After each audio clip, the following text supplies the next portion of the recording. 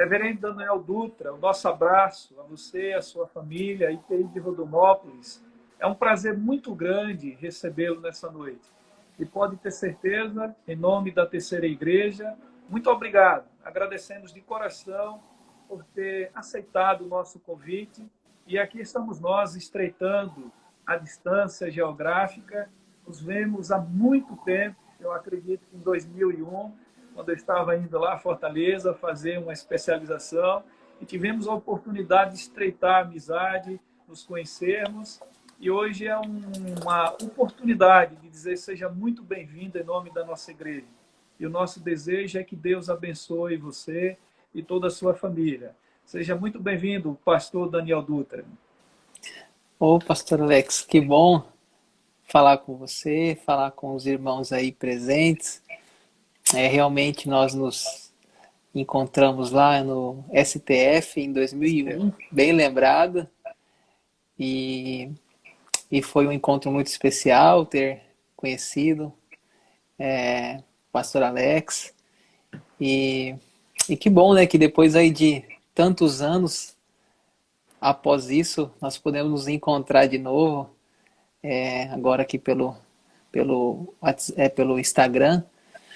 Mas quero saudar a todos aí que estão com a graça e a paz do Senhor Jesus, e é muito bom, viu, receber esse convite. Fiquei contente pelo convite, e ainda mais vindo da sua parte, pela nossa também admiração pelo seu trabalho, que você sempre realizou, né? Desde a época do seminário, a gente já tinha admiração por você, viu, pastor Alex? E você deixou boas lembranças ali. Obrigado. E quando eu cheguei, as pessoas falavam muito bem do seu caráter, do seu tempo que você passou por ali. Então, são boas lembranças aí dessa época dos estudos teológicos. Feliz. Obrigado, reverendo Daniel, pelas palavras carinhosas, generosas. E você é muito bem-vindo à nossa live, ao nosso culto. E hoje, como ministro da Palavra de Deus, ordenado, e que você e toda a sua família, toda a sua igreja aí no Mato Grosso, também sejam resguardados à luz da Palavra de Deus. De coração, nós agradecemos, seja muito bem-vindo e a palavra está com você. Que benção. Então, eu sou pastor aqui na cidade de Rondonópolis, né, no Mato Grosso. Estamos aqui a 200 quilômetros de Cuiabá. E estou aqui à frente da igreja desde o ano 2012, assumindo aqui 2012 o pastoreio da igreja de Rondonópolis. E assim que bom, né? Que bom que nós temos tantas IPIs espalhadas aí pelo Brasil, seja no Nordeste, no Centro-Oeste. E então é muito bom a gente ter esse contato com os irmãos aí do Nordeste. Eu estive até numa live já com o pastor Benício, pastor Neto, lá da IPI de Recife, né? Também um amigo muito querido. Então é gostoso, assim, esse tempo nos aproxima, né? Aproxima a facilidade é o lado bom, né? Da pandemia. Que bom fazer parte desse time aí que já deve ter passado por aqui, e me sinto honrado também com essa oportunidade. Eu quero deixar aqui para os irmãos, né? O nosso tempo é curto, deixar para os irmãos aqui um versículo que está em João, Evangelho de João, capítulo 16, um versículo 33, que é um texto bem conhecido. Quero ler a parte B do versículo somente, que fala assim: no mundo passais por aflições, mas tende bom ânimo, eu venci o mundo, né? No mundo passais por aflições, na Almeida, né? Almeida atualizada, mas tende bom ânimo, eu venci o mundo, né? Então eu preparei aqui para a gente conversar um pouquinho, né, sobre depressão, né? Eu tenho formação em psicologia, mas sou pastor somente. Hoje eu não atendo na clínica, mas eu acho que alguns temas da psicologia, eles conciliam bem com o pastoreio, e em algumas coisas a gente pode aproveitar, né, o conhecimento da ciência. Então eu queria deixar com os irmãos essa palavra sobre esse tema, é uma mensagem temática, né, sobre depressão. Porque nós estamos vivendo esse tempo difícil, né? Esse tempo de pandemia aí, um tempo desafiador, né? E a gente percebe muitas pessoas desenvolvendo, né, problemas emocionais. A minha esposa é psicóloga, né? É clínica, psicanalista, e ela tem aumento, a gente tem percebido um aumento de procura, um aumento de demanda, tanto eu acho que também para psiquiatria, quanto também psicologia, né? Uma demanda de pessoas precisando de ajuda emocional. E então, que é a depressão, né? A depressão, primeiro assim, ela é difícil, né, o diagnóstico dela, né? Porque a gente não tem como assim a gente fazer um exame ali, um exame de raio-x, e aí naquele exame detectar se tem depressão ou não tem, né? Então o diagnóstico dela é muito complexo, né? É muito complexo e então cada pessoa tem uma forma de reagir, de sentir também, cada pessoa é atingida de modo diferente, né? A depressão. Então, ela é muito, muito complexo, né? Assim, às vezes a gente tem um familiar em casa, tem um filho, ou um esposo, uma esposa, um avô, uma avó, e a gente percebe aquela pessoa triste, assim, mais desanimada, às vezes, e a gente não sabe bem, né? Até onde isso é depressão, né? Até onde é tristeza. Então, assim, espero que essa conversa, essa devocional, né, ajude, assim, também nesse diagnóstico, né? E, então, assim, alguns sintomas, né, que a psicologia nos apresenta desse momento é a questão, assim, por exemplo, de alterações de sono, né? É uma característica importante a ser observada. Pessoa dormindo além do normal, porque parece aquele sono da fuga, né? Como a gente lembra até do Jonas lá, né, dormindo no porão, né, do navio. Também a alteração de apetite, também é um sintoma que a gente deve observar, né, no familiar. Às vezes a pessoa sem apetite, né. Que mais, por exemplo, podemos falar aqui de pensamento suicida, né. Às vezes a pessoa fala, vontade de morrer, não tenho vontade de viver, sabe aquelas frases assim, né, que a gente até assusta, né, quando a gente escuta, mas ela é real, né, a gente sabe que existe esse tipo de pensamento, de sentimento, né, desesperança, né, não tem, a vida não tem sentido, a vida é vazia, né, aquela tristeza, vamos dizer também assim, uma outra característica é o cansaço, a pessoa já acorda assim meio que desmotivada, sem motivação para trabalhar, sem motivação para fazer os afazeres domésticos, né? Então são sinais, né, sinais que vão mostrando que de repente algo não está bem, né? Que a pessoa tá talvez demonstrando assim que ela está precisando de ajuda, né? E assim, é importante destacar, eu acho, assim, que a diferença entre a depressão e a tristeza, né? Porque a tristeza, ela é uma experiência universal, né? Todos sentimos tristeza. E ela é esperada, né? Que possamos sentir ela em alguns momentos da vida, até um momento como esse que a gente passa. Talvez agora, momento que o mundo, né? Tá passando. Mas a depressão, ela tem uma característica um pouco diferenciada no sentido de esses sintomas se destacarem, né? Esses sintomas se destacam, a pessoa, ela parece que intensifica, né? Intensifica esse desânimo, esse sono, essa falta de apetite. Então, a gente tem que perceber assim, o que é o normal, vamos dizer, né? E já o exagero, né? O fora do limite. Então, não dá para também qualquer tipo de tristeza a gente já sair diagnosticando, dizer, não, você está com depressão, né? Às vezes é um momento ali, aquela semana, foi uma semana difícil, uma semana recebeu aquela notícia do desemprego, né? Ou a morte de um ente querido, e aquilo ali passa. Mas aí quando a coisa prevalece e aquilo se mantém, né? E até mesmo impedindo a pessoa de desenvolver, né? Então aquilo já vai demonstrando, né, uma maior preocupação e até mesmo uma necessidade de ajuda, né? Até mesmo profissional, espiritual, enfim. Então, por exemplo, algumas causas, né, da depressão, o ciclo da vida, né? Por exemplo, a velhice, a chegada da velhice, a pessoa tinha aquele ritmo lá da vida, de repente ela se vê agora em casa, muito tempo em casa, às vezes são as transições, né? A menopausa, enfim, são chegada de um filho, ou a saída de um filho do lar. Então são aquelas transições da vida que pode causar, né, uma desestruturação, né, emocional. Então são coisas que às vezes acontecem. Outras, por exemplo, mudança de cidade, né, às vezes uma mudança brusca, por exemplo, uma notícia de desemprego, às vezes inesperada. Agora a gente tem ouvido falar, né, que tem aumentado essa questão, infelizmente, aí.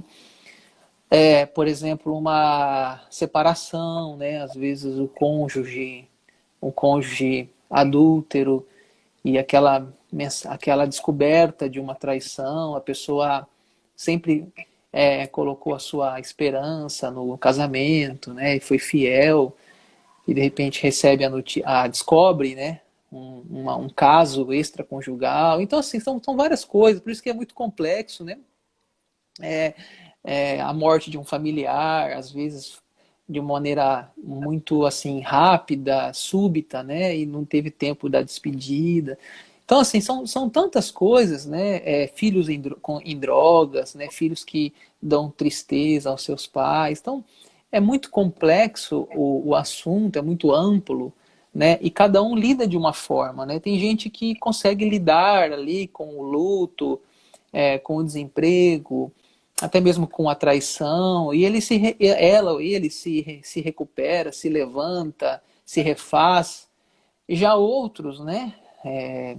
Talvez um acúmulo já de emoções já, e chega um momento que vem aquela estafa, aquela entrega, né? Dizendo, eu não suporto mais, né? Eu desisto de viver. Então são sentimentos, né, que a gente não espera, e a gente às vezes não imagina que isso vai nos acometer, né?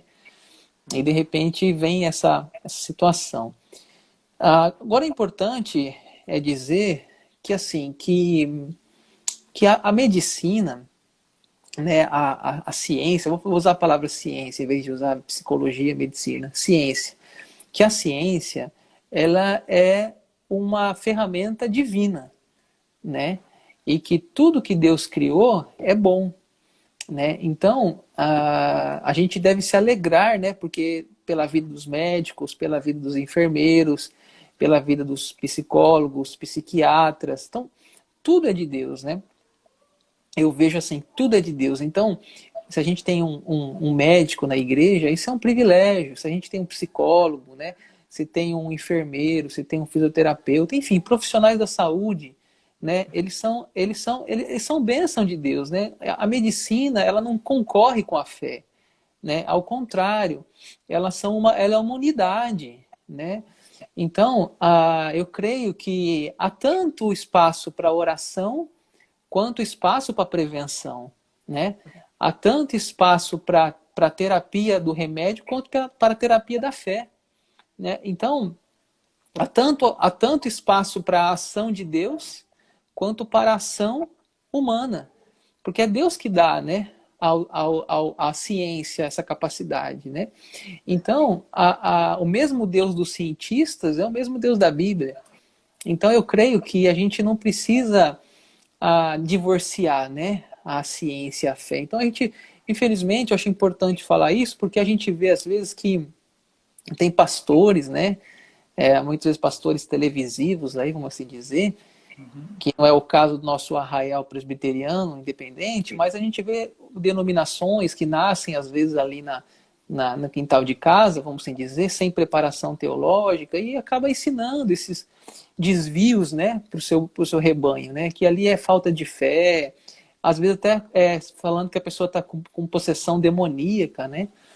Então, assim, eu já acompanhei, por exemplo, pastores com depressão, eu já acompanhei esposas de pastores com depressão, sabe? Eu já acompanhei presbíteros, diáconos, ou seja, pessoas que tinham uma espiritualidade vibrante, pessoas que tinham uma piedade, que tinham uma consagração na vida e foram acometidos por doenças emocionais, né? Então, assim, a gente não precisa divorciar, né, essas duas coisas. Até porque, se a gente for olhar para a Bíblia, a gente vai ver na Bíblia que pessoas na Bíblia sofreram, né? Que pessoas tementes a Deus, né, tiveram problemas assim na vida, né, circunstâncias. Eu posso citar alguns aqui, por exemplo. O mais famoso é o Jó, né? É o Jó, que era um homem temente a Deus, diz a Bíblia, e veio na vida dele uma variedade de situações que ele perdeu a saúde, ele perdeu as finanças, ele perdeu os filhos, né? Ele perdeu até o apoio da sua mulher, né? Então, aí quando a gente vai ler Jó, ele tem momentos ali que você vê que ele tá sofrendo, né? Que ele fala alguns versículos que ele reclama, ele diz que tá sofrendo, ele fala que não quer viver, né? E ali você vai ver o livro de Jó, situações de abatimento na alma, né? Agora é claro que ele tinha uma fé, ele tinha um temor, mas ele não estava imune, né? Imune ao sofrimento, imune à dor, né? Então, isso eu acho que nos consola para dizer que não é porque você tá com depressão, é porque você está em pecado, né? Não é porque você está com um problema emocional que você é fruto de uma desobediência. Não, Jó diz a Bíblia que ele era um homem íntegro, né? E nada que desabonasse a sua conduta. E ele foi alvo, né, de problemas de várias áreas, de vários lugares, né? Saúde, financeiro, família. Então, eu vejo que essas coisas nos consolam, né, na Bíblia. A gente vê outro, por exemplo, Elias, né? Elias, aquela situação com Jezabel, que Jezabel fala para ele que ele matou os profetas de Baal, e Jezabel fala que vai acertar as contas, e ele chega também a pedir a morte para si, né? Ele fala assim, já chega, Deus, né? Acaba com a minha vida, né? Tá lá em 1 Reis 19. Um outro também que a gente vê um relato, Moisés, né? Moisés também foi uma pessoa que chegou a pedir que Deus riscasse o seu nome do livro da vida, né?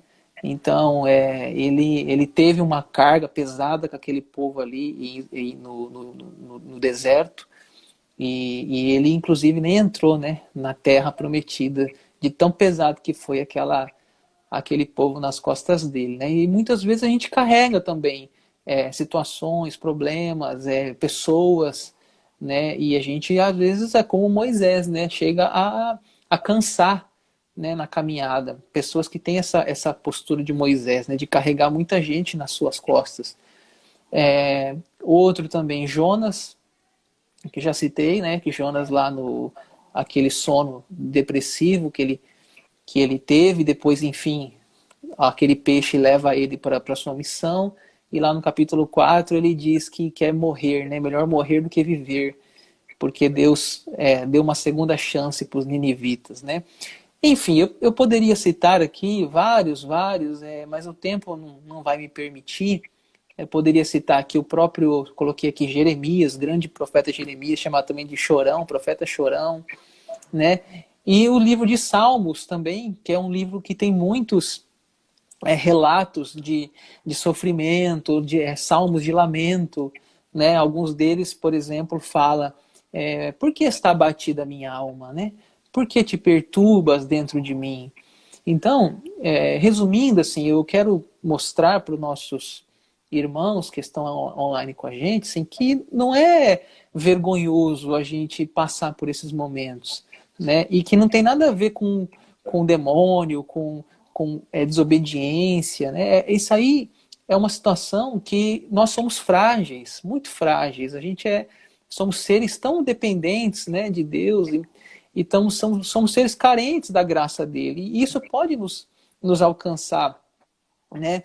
E assim, eu quero ir para o final aqui, por causa do nosso tempo, como vencer, né, então, a depressão. Algumas sugestões. Claro que a gente não vai dar um manual aqui, porque, como eu disse, é muito complexo, mas algumas dicas que eu acho que são úteis para a nossa vida, né? A primeira delas é os exercícios espirituais, né? Eu creio que através de uma vida de oração, né? Uma leitura bíblica diária, cânticos espirituais, a gente encontra muita força para vencer, né? Há muitos homens que deixaram diários escritos, e nesses diários de oração eles relatavam o sofrimento que eles passavam, né?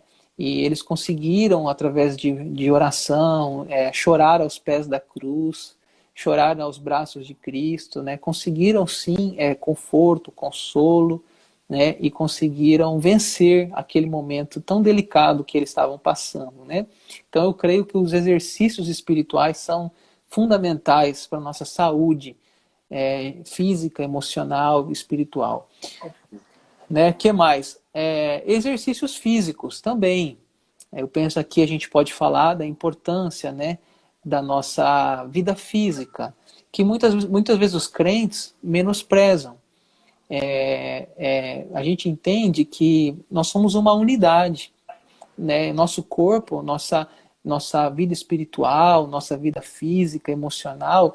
Se uma área vai mal, a tendência é ela desequilibrar a outra área, né? Então, às vezes a gente, por exemplo, a pessoa está bem na vida, vamos dizer assim, na vida espiritual ela está bem, mas aí ela está mal na vida espiritual, aí ela pega, vamos dizer que ela pega uma doença, um diabetes, ela pega uma hipertensão, e aquilo ali às vezes até limita ela de poder ir para o culto, limita ela de poder às vezes ir para a igreja. Então a limitação física pode gerar uma limitação espiritual. Então a gente é uma unidade, então a gente tem que olhar para a nossa vida, eu acho, como um todo, né? Eu não sou professor de educação física, mas a importância da gente cuidar do nosso corpo, da nossa alimentação, né? Da gente poder assim buscar manter uma saúde, até para a gente poder ter vigor, né? Até para que os nossos pés sejam portadores do evangelho. Então, eu acho que são coisas que vão alinhando uma com a outra, né? Então, assim, às vezes que eu vejo muito, muito crente, inclusive, piedoso, cheio de fé, mas às vezes tem traumas no passado, às vezes tem marcas na alma e impede, às vezes, ele, inclusive, de desenvolver uma fé ativa, né? Assim, um ministério. Às vezes está enterrando o talento porque tem muitos traumas do passado. Ele acha que as pessoas estão perseguindo, acha que as pessoas não gostam dele ou dela, e na realidade não, ela mesmo que é a coveira da vida dela, né? Então são coisas assim, eu quero deixar essa dica assim, pra gente tirar essa visão assim de que não, isso é de Deus, isso aqui é do diabo. Não, tudo é de Deus, né? Então exercícios espirituais, exercícios físicos, alimentação, e se necessário for, a gente pode também buscar uma ajuda médica, né? A terapia dos remédios, se for necessário. Não tem nenhuma vergonha se um momento da nossa vida a gente vier a precisar tomar um ansiolítico. É um momento que a gente está passando. Isso não tem nada a ver com falta de fé, né? Então, eu creio que essa ideia eu quero passar para os irmãos de que tudo é de Deus, né? Tudo é de Deus. Deus abençoe os psicólogos, abençoe os psiquiatras, que Deus abençoe nossas academias, tudo é de Deus, não tem nada essa coisa não, isso aqui é Deus, isso aqui é não, tudo é para Deus, né? E se a gente conseguir, penso, conciliar todas essas coisas, né, eu creio que nós vamos ser uma pessoa melhor, né, ser um cristão melhor, né, ser um servo de Deus melhor, tá? Então eu deixo para os irmãos essa palavra, né? Comecei citando aquele versículo: no mundo tereis aflições, né? João 16:33. No mundo tereis aflições, mas tem de bom ânimo, né? nós não estamos, Jesus não prometeu uma vida fácil. Ele nos disse que teríamos aflições, mas para a gente ter bom ânimo, a gente ter força, perseverança, fé, né, que nós vamos vencer. Eu gosto de uma passagem que Jesus falou sobre a casa na areia e a casa na rocha, os dois alicerces. As duas casas, veio tempestade, veio vento, veio rios, mas a casa na rocha, ela ficou em pé. Né? Então, assim, nós vamos ter problemas? Vamos. Nós vamos ter dificuldades? Vamos. Jesus falou isso, no mundo tereis aflições, mas tem de bom ânimo. Ou seja, nós vamos vencer, porque Ele venceu. Eu venci o mundo, né? Então, com certeza, Ele está nos dizendo, vocês também vão vencer. Olhem para mim, né? Vocês vão vencer. Então, eu penso que esse momento de pandemia, pastor Alex, eu deixo essa palavra né, de esperança, de que a gente não está sozinho e que a gente, mesmo sendo cristão, pode sim ter momentos difíceis, mas vamos vencer e vamos superar. Tá bom? Maravilha, reverendo. Que bom. Pastor Daniel, quero agradecer pelas considerações, esclarecimentos, pela palavra associada, essa unidade da fé com a ciência, sem maiores necessidade de fazer uma avaliação sobre aquilo que muitos tendem a perder da sua mais expressiva vontade de servir a Deus quando pensa na ciência como ato ruim. Ao contrário disso, são ferramentas. Enquanto você falava, vinha na minha cabeça vários episódios, vários contextos da teologia, onde a gente sabe da capacidade que nós, enquanto pastores, pela preparação que Deus nos concedeu e principalmente pela unidade daquilo que vê o nosso coração, por sua palavra, pela ação do Espírito Santo, e nós reconhecemos que não é nada nosso, é ciência, é conhecimento de Deus revelado para nós. Então essa palavra ela vem para nos amparar, para nos trazer um alívio, para nos trazer esperança e para nos resguardar de um sentimento que a gente sabe que Deus está operando, Deus tem falado sobremaneira as nossas vidas. E hoje Deus falou através da sua vida e nós nos alegramos. Eu já vi que o nosso irmão, o pastor Drailton, está aí também. Um grande abraço para ele. Ele vai ser Verdade. o nosso próximo convidado, com certeza. E eu queria dizer para você... O pessoal do Mato Grosso está invadindo aí, né? A terceira IPI. A terceira IPI de Aracaju assim, é muito bem-vindos os irmãos aí de Rondonópolis. E o nosso abraço a vocês. De forma carinhosa, recebam um abraço da terceira IPI de Aracaju. E, assim, de uma forma muito grata a Deus pela sua presença, pela sua participação. E principalmente por essas palavras muito bem aplicadas, ponderadas, e eu só agradeço a Deus pela sua vida e por ter, mais uma vez, aceito, né, o nosso convite.